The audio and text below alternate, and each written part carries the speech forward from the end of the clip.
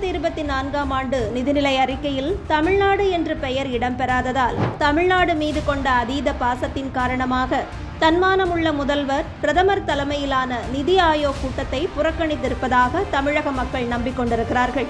ஆனால் கடந்த 2 வருடங்களிலும் முதல்வர் நிதி ஆயோக் கூட்டத்தில் பங்கேற்கவில்லை என்று கூறி அதிரடி பதிலளித்திருக்கிறார் திரு அண்ணாமலை.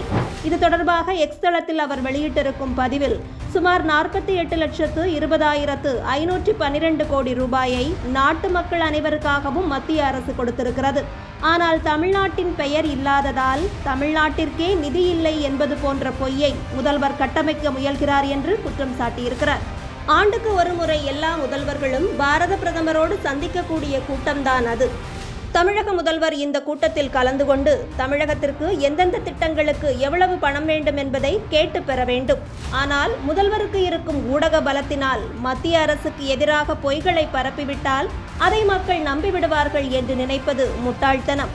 அதனால் இது போன்ற தேவையற்ற சாக்குப்போக்குகள் சொல்வதை விட்டுவிட்டு நிதி ஆயோக் கூட்டத்திற்கு போய் மக்களுக்கு தேவையான திட்டங்களை கேட்டு பெற வேண்டும் என்று அறிவுறுத்தியிருக்கிறார்.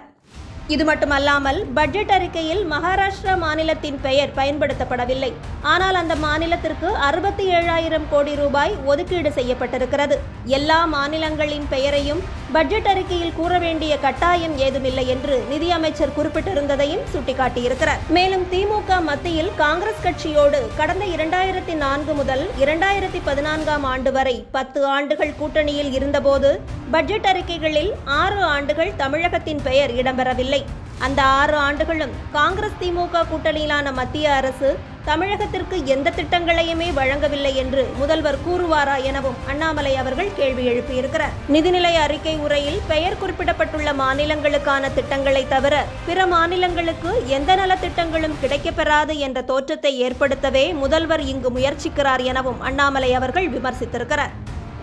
கடந்த 2004 முதல் 2014 வரையிலான 10 ஆண்டு கால காங்கிரஸ் ஆட்சி காலத்தில் தமிழகத்திற்கு சிறப்பு திட்டங்கள் மூலமாக ஒதுக்கப்பட்ட நிதி 8,054 கோடி மட்டுமே என்றும் பிரதமர் திரு மோடி அவர்கள் தலைமையிலான அரசின் 10 ஆண்டு கால ஆட்சியில் தமிழகத்திற்கென்று ஒதுக்கப்பட்டுள்ள நிதி 1,05,150 கோடி எனவும் திரு அண்ணாமலை சுட்டிக்காட்டியிருக்கிறார். தொகுதியின் தேவைகள் குறித்து நாடாளுமன்றத்தில் பேசுவதற்காக தேர்ந்தெடுக்கப்பட்ட திமுக நாடாளுமன்ற உறுப்பினர்கள் கடந்த 5 ஆண்டுகளில் நாடாளுமன்றத்தில் தங்கள் தொகுதி சார்ந்த பிரச்சனைகளை குறித்து பேசவே இல்லை என்பதுதான் உண்மை. தற்போது முதலமைச்சர்கள் கூட்டத்தையும் முதல்வர் திரு ஸ்டாலின் புறக்கணிக்க முடிவு செய்தால் பாதிக்கப்படுவது தமிழக மக்களே எனவும் அண்ணாமலை அவர்கள் கூறியிருக்கிறார். ஒரு நாள் விளம்பரத்திற்காக இதுபோன்ற வீண் நாடகங்களை அரங்கேற்றுவதை நிறுத்திவிட்டு தமிழகத்தின் நலனை முன்னிறுத்தி ஆக்கப்பூர்வமான அரசியலை முன்னெடுக்க வேண்டும் என்று வலியுறுத்துவதாகவும் தெரிவித்திருக்கிறார்.